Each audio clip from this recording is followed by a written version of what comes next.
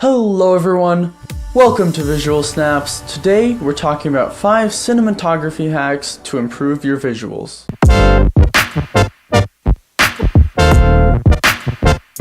The first cinematography hack is if you want to get a dolly forward or dolly back shot and you don't have a dolly.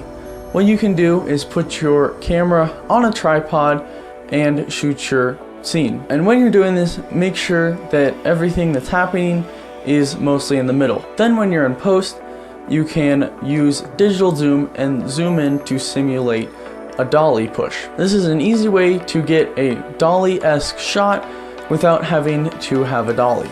The second cinematography hack is to use shadows to suggest things that are either happening or items that are near your character or in the room around them. An example of this is using fake blinds and shooting a light through it on a wall, making it look like it's nighttime and the person is near blinds. This also adds a lot of texture to your shot. You can use this with pretty much about anything. The only thing you'll need is a strong, spotty light. The third hack is for if you want a dolly shot, you don't have a dolly, and you don't want to digital zoom.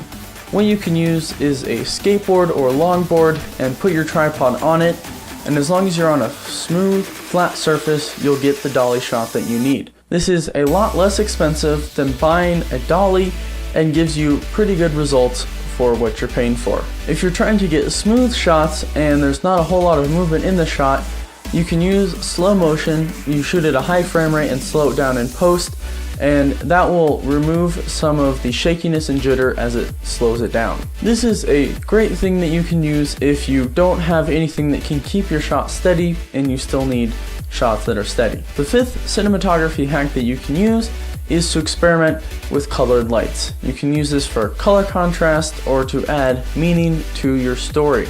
This can also just be to spice up the look of your video or film. As you can see, I have a colored light right behind me and it's great. In fact, I made it myself. I have a video already made about how you can make an RGB light just like mine so you can experiment with colors in your cinematography.